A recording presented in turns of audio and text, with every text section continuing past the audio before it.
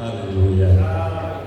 Eu quero louvar a Deus pela tua vida. Conseguiu chegar a esta casa de oração para adorar ao Senhor. Quantos estão felizes por aqui terem chegado? Digam glória a Jesus. Eu também estou feliz e fico feliz por te ver aqui louvando a Deus. Eu gostaria de pedir os homens que abram a Bíblia em Mateus 5 e as mulheres que abram a Bíblia em Provérbios 14.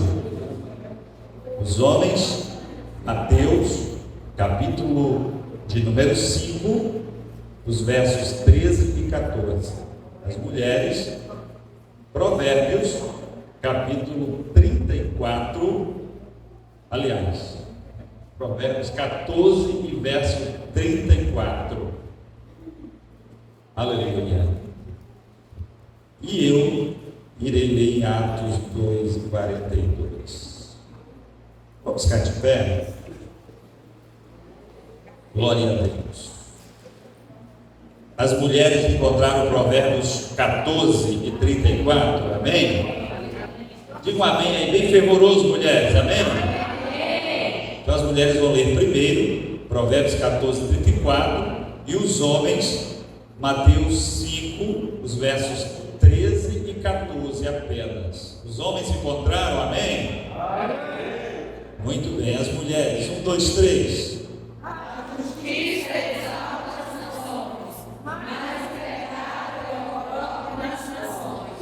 Os homens.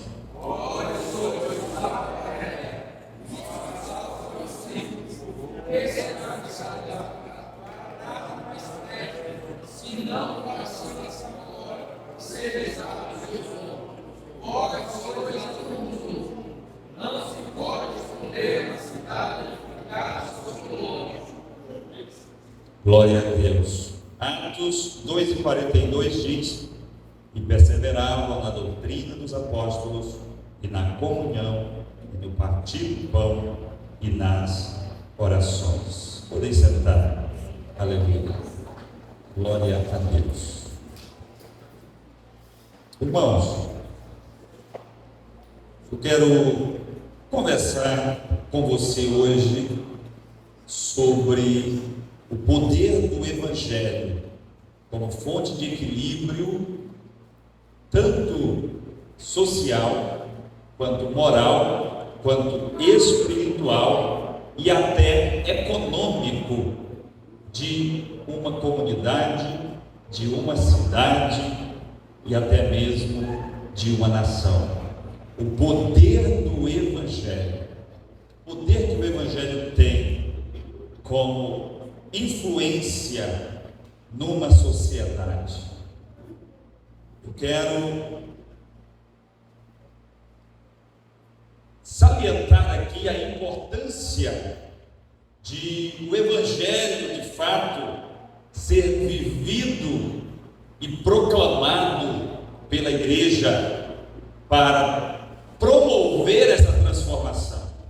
O Evangelho ele tem poder, mas eu quero chamar a atenção para um detalhe. Eu quero falar aqui nessa primeira parte do Evangelho fora dos púlpitos, ou o Evangelho fora das quatro paredes. Geralmente, quando nós pensamos em Evangelho, pensamos na reunião da igreja, reunião da comunhão dos crentes, onde a gente vem, louva o Senhor, ouve a palavra, medita no Evangelho, aprende sobre o Evangelho, não é verdade? O Evangelho do púlpito, o Evangelho das quatro paredes. Mas eu quero falar sobre o poder do Evangelho fora do púlpito. É o enfoque missionário.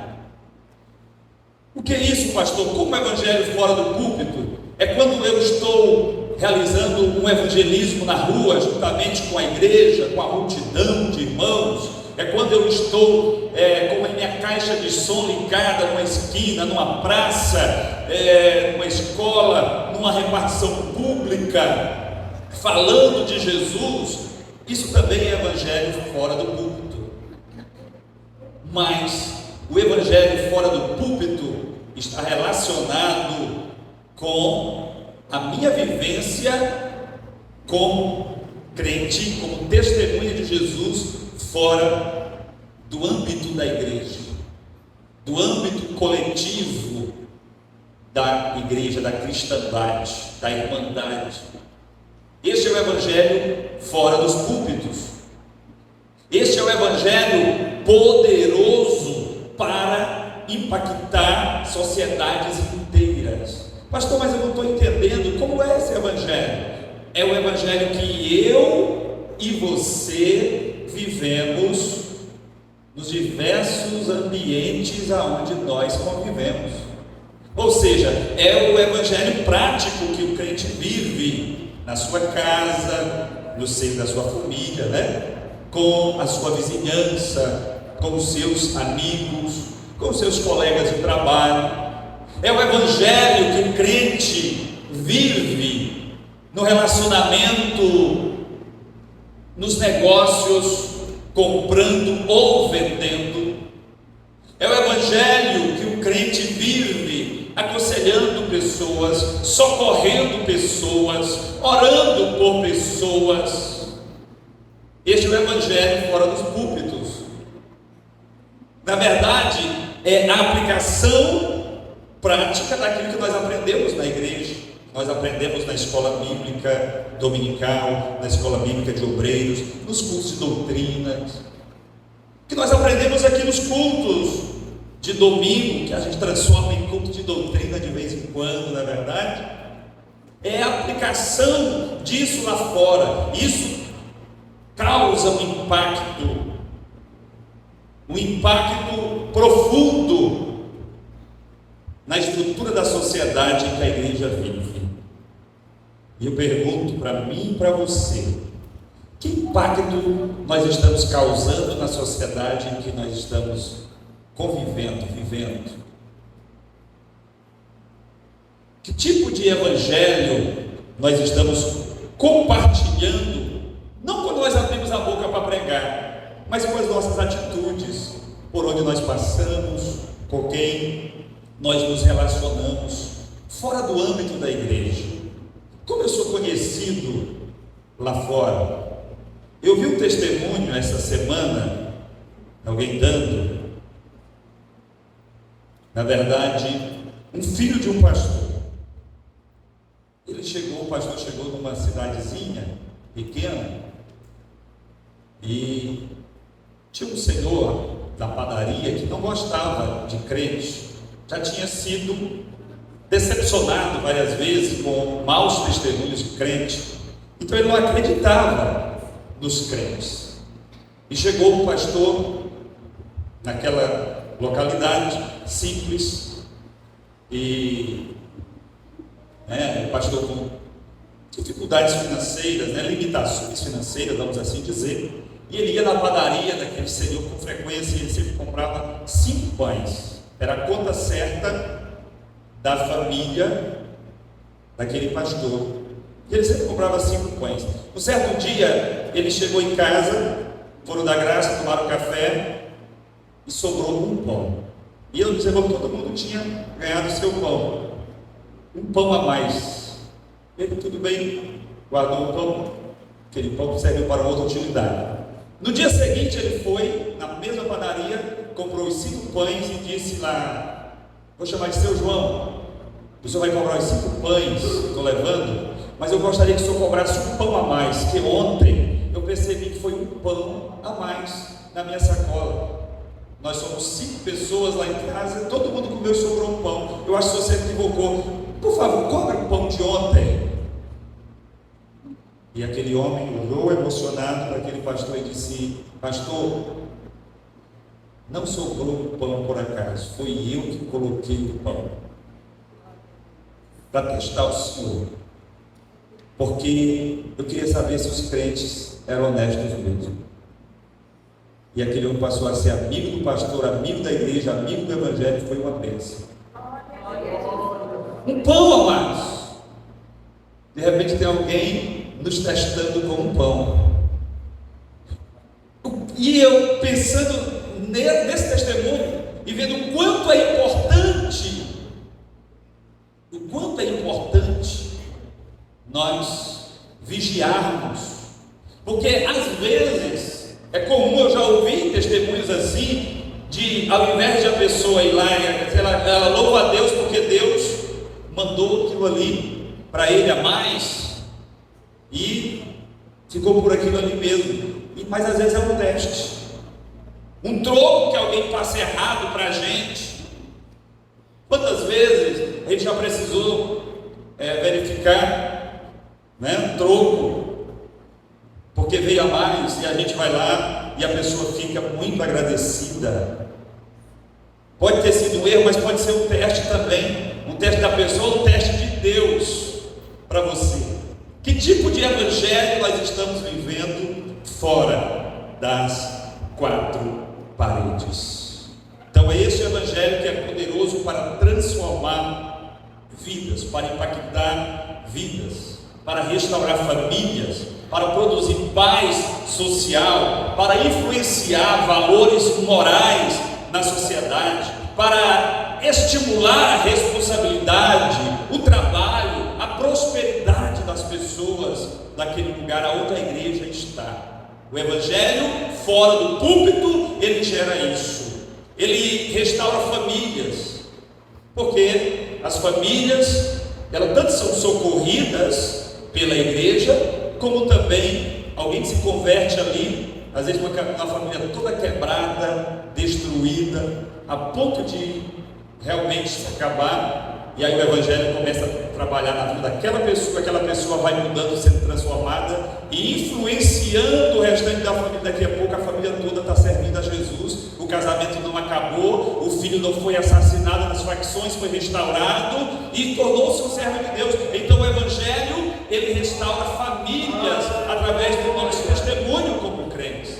O evangelho, ele traz paz sociais, social como? Porque essas famílias restauradas, ao invés de elas se deixarem levar pelo caos social, caos moral, elas aprendem sobre o amor, sobre o perdão, sobre a misericórdia, e a sociedade toda é impactada positivamente com a mudança de comportamento das famílias. Por isso ela traz paz social. Os problemas que antes eram resolvidos, na bala ou na peixeira, agora são resolvidos na oração, no joelho. As famílias, ao invés de estarem intrigadas, afastadas, elas se abraçam, se visitam, se ajudam. Então isso é o poder do evangelho. Ele também influencia valores morais. Como assim? Um jovem, ele pertence a um certo grupo que tem uma certa tendência, não conhece a Jesus, quem sabe pertence a algum grupo até mesmo de desordem social, mas daquele jovem aceita Jesus, vem para Jesus e começa a influenciar o seu grupo, começa a mostrar o que Jesus fez na vida dele. Os colegas começam a perceber. A princípio eles começam a criticar, mas depois veem que o negócio é forte mesmo, o negócio é verdadeiro mesmo, o fulano melhorou mesmo. E então isso influencia os valores morais. As pessoas, ao invés de falar palavrão, já começam a querer seguir o exemplo do amigo. Eu li um livro sobre uma pessoa que influenciou nos Estados Unidos, na época das gangues, no início do século, metade do século passado, uma região inteira, através de ter ganhado uma pessoa das gangues para Jesus. E essa pessoa que ganhou, que fez esse extraordinário trabalho, é o mesmo que orou pelo Billy Graham. Olha só o trabalho. Toda aquela região foi impactada, porque as facções, ao invés de brigar, agora começaram a se perdoar e começaram a ouvir o evangelho, e uma sociedade inteira foi restaurada, foi mudada. Os valores morais foram mudados. O evangelho, ele causa esse poder. E o evangelho, ele estimula a responsabilidade. O evangelho estimula o trabalho. Enquanto há adágios populares por aí, ou teorias, de que o trabalho é enfadonho, pode ser evitado, o evangelho Evangelho nos ensina a ser responsável. O homem deve trabalhar, sustentar a casa, ser responsável pela família. Ele é o guardião da família, o guardião espiritual, o guardião moral, o cuidador da família em todos os aspectos. E então isso é trabalhado no coração das pessoas, é trabalhado nas famílias, e as famílias prosperam. Ao invés de, como foi dito aqui, às vezes o camarada sai do trabalho na sexta-feira, pega ali o adiantamento da semana e já para no bar para gastar o dinheiro e deixar a família com necessidade. Quando ele conhece a Jesus, ele muda totalmente a sua postura. Ele já vem para casa, ele já começa a viver com a sua família, ele já abençoa a sua família, ele é estimulado a ter responsabilidade social. E assim, queridos, a sociedade inteira muda com a presença da igreja em uma determinada localidade, com a presença da igreja em uma determinada sociedade. Eu quero trazer um exemplo clássico, que é da nossa cidade de Imperatriz. Em 1952, Imperatriz era uma pequena vila espremida entre o campo de avião, que era ali naquela Praça dos Camelós, até lá no Fiqueminho, e a cidade era para lá. Eram 3 ruas: a 15 de Novembro, a Coronel Manuel Bandeira e a Godofredo Viana, que já era nas bordas do campo de avião. E chegou um grupo de pentecostais nesta cidade. Já tinha o evangelho aqui, as igrejas batista e presbiteriana já estavam aqui, mas chegou um grupo de pentecostais de 16 pessoas. Sabe qual foi o avião que eles vieram, o voo que trouxe eles? O Boeing trouxe eles lá do Piauí. Jumentos, burros, mulas, 16 pessoas. Nesta comitiva tinha o pastor Plínio Carvalho, e eles dirigiram o primeiro culto no dia 16 de setembro de 1952, na casa da irmã Bilu, ali na 15 de novembro. E a partir daquele dia a história de Imperatriz começou a ser mudada. Começou nos lares, depois conseguiram alugar um salão, depois compraram o terreno onde hoje é a congregação Jerusalém, até os dias de hoje. E a cidade foi se desenvolvendo, o evangelho foi influenciando. Mais tarde chega o pastor Luiz de França Moreira, em 1957, com a visão mais expansiva.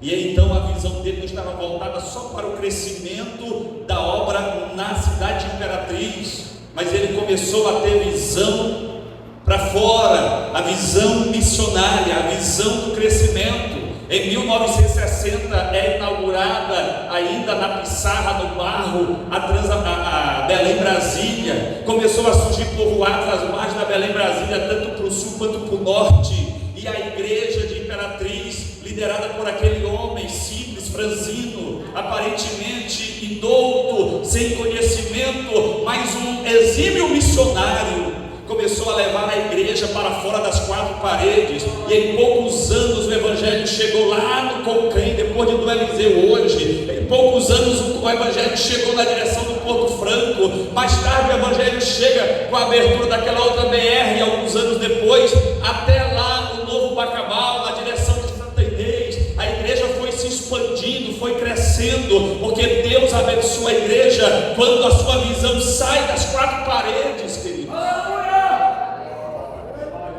E a cidade começou a prosperar, mas junto com a prosperidade veio as mazelas sociais, veio a desorganização do crescimento desordenado, a consequência, veio a violência na cidade. Mas o pastor Luiz de França Moreira, segundo testemunham os mais antigos que ainda vivem, ele tinha uma boca daquela alto-falante, e ele tinha um programa lá a tantas horas da tarde, e ele profetizava, quando ele abria aquele programa: Imperatriz, cidade da esperança.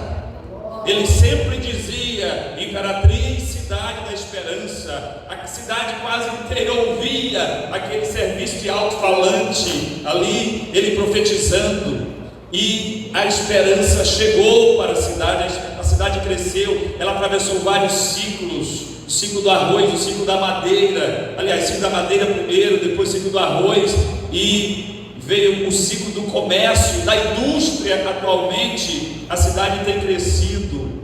Isso não é só ações políticas, isso não é só porque ela está numa região estratégica, entre rios, entre rodovias importantes que liga leste a oeste, norte e sul. Isso é também as orações da igreja, é resultado do evangelho sendo proclamado e vivido pela igreja. O evangelho não precisa ser só proclamado, ele tem que ser vivido, e para a glória de Deus. A partir dos anos de 1992, surgiu no coração de meia dúzia de jovens que também pensaram fora da caixinha, um projeto missionário, projeto este que a princípio foi resistido pela liderança geral da igreja, achou algo assim meio fantasioso, algo que não tinha muita probabilidade de durar, seria o famoso fogo de palha no coração de alguns jovens. Mas depois de o pastor receber a visita daquela equipe, ele deu a autorização para que eles executassem o projeto, e o projeto que nasceu ali numa rodada de meia dúzia de jovens para enviar um missionário, cresceu, tornou-se Projeto Campos Brancos, hoje conhecido como Projeto SEMAD, alcançando primeiro alguns estados, depois nações na América Latina, depois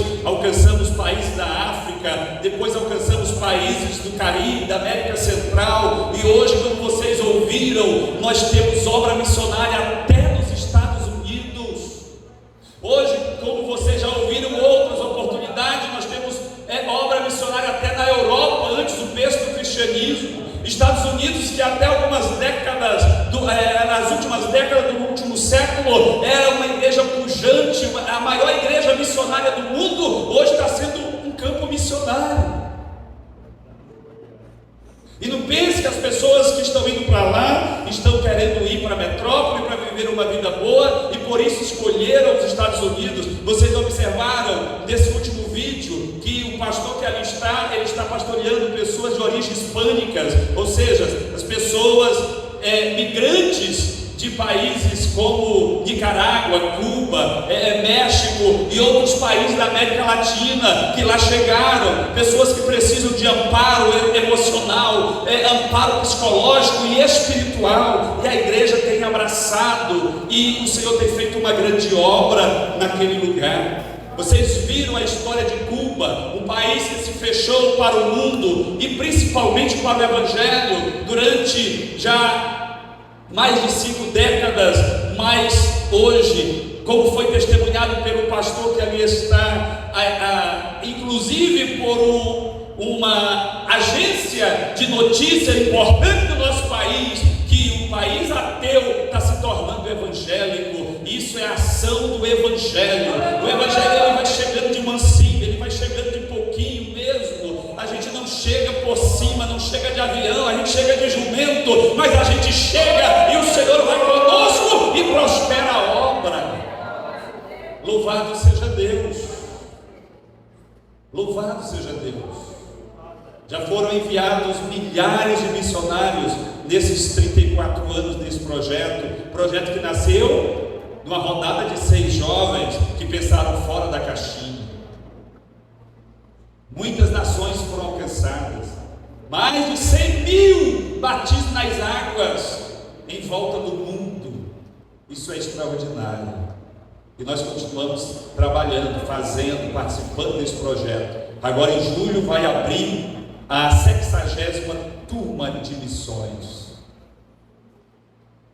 nesta cidade, para receber obreiros do mundo inteiro, para treiná-los e prepará-los para enviar ao campo missionário, para ir levar as boas novas, para ir viver o evangelho fora do púlpito, impactando pessoas, porque o evangelho fora do púlpito, ele impacta pessoas, ele muda realidade. Aleluia. Nós temos, por exemplo, um caso do início da escola bíblica. Alguém já deve ter visto falar de um camarada meio maluco chamado Robert Hicks, lá na Inglaterra. Na época da Revolução Industrial, onde as leis de trabalho ainda não eram definidas, as crianças trabalhavam nas fábricas, nas empresas, e não tinha uma vistoria, uma fiscalização sobre essas questões, e as crianças não iam à escola, e viviam perambulando pela rua, e davam origem a gangues, a travessuras, a inquietação social. Aquele rapaz pensou fora da caixinha e estabeleceu uma escola no domingo de manhã para educar aquelas crianças que estavam ociosas no domingo. De segunda a sábado elas iam para as fábricas, para as indústrias, mas no domingo elas estavam ociosas, estavam aprontando peraltices. E então o Espírito Santo fez brotar no coração daquele jovem chamado Robert Hicks o desejo de ajudar aquelas crianças, de alfabetizar aquelas crianças, e daquele projeto surgiu o que nós conhecemos hoje como Escola Bíblica Dominical. Aquele projeto, depois de algumas décadas, tinha mudado a realidade social e espiritual da Inglaterra inteira, não só do Reino Unido, mas da Europa, chegando na América, chegando aqui em Imperatriz e na congregação Betel, a Escola Bíblica Dominical. E mudou vidas, restaurou vidas, mudou histórias de nação inteira. Então isso é o Evangelho, queridos. O poder que o Evangelho tem na vida das pessoas. E eu quero te perguntar uma coisa: que poder você está exercendo fora da igreja? Qual o poder que nós estamos exercendo? Qual é a nossa participação nisso? Porque às vezes a gente contribui com missões e fica satisfeito, isso é bom, e eu quero te incentivar a fazer isso mesmo, contribuir, porque tem muitos missionários lá dependendo da nossa ajuda. Mas a gente pensa que fez tudo, irmão Henrique, que contribuiu com missões, está tudo bom, já cumpri a minha missão. Só que a missão da igreja, conforme Jesus disse, não foi enviar missionários, ele disse assim: ide.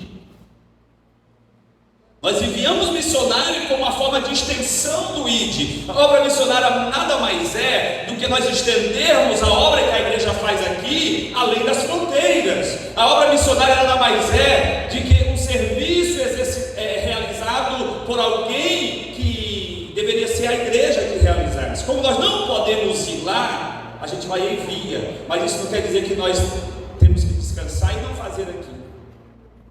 Nós estamos vivendo. E não é só aqui na Betel. Se você olhar os lugares vazios do seu lado aí, você vai ficar com o coração apertado por falta de muita gente.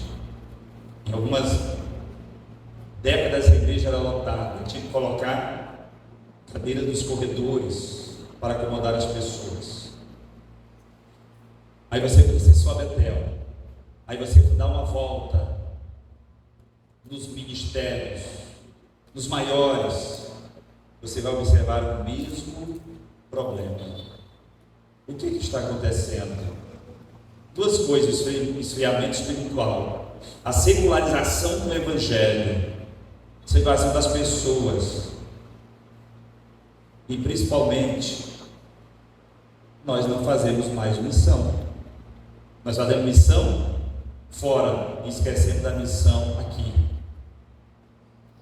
A nossa missão é ganhar o nosso bairro para Jesus, é impactar o nosso bairro para Jesus, de alguma maneira, com o Evangelho, com alguma ação através do Evangelho. Então vamos pensar nisso, vamos descobrir uma forma, juntos, de nós voltarmos a fazer a missão que o Senhor comissionou à igreja.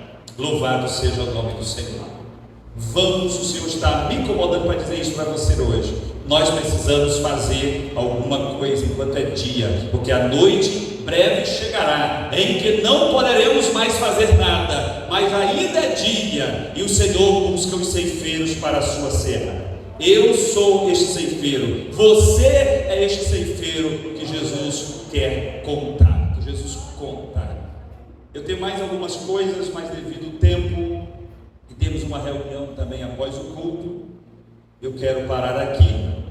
E a aplicação geral deste estudo é que o Evangelho, ele gera equilíbrio espiritual, ele traz paz social, ele traz ordem moral e ele traz prosperidade econômica onde ele chega. Isto é fato. O Senhor prospera através do Evangelho. Apesar de a nossa morada não ser aqui, se lá na glória, nós estamos aqui como peregrinos. Aquilo que nós temos aqui, dirigimos aqui como bens materiais, é apenas uma mordomia, nós somos apenas mordomos. Mas o Senhor mesmo assim nos abençoa, porque Ele é fiel para com a sua palavra. Vamos ficar de pé, queridos. Vamos ficar de pé. O Senhor quer contar comigo e com você para fazermos esta obra crescer. Aleluia. Senhor, neste momento eu quero te louvar por fazer parte desta geração, fazer parte desta igreja, Senhor, que tu tens abençoado.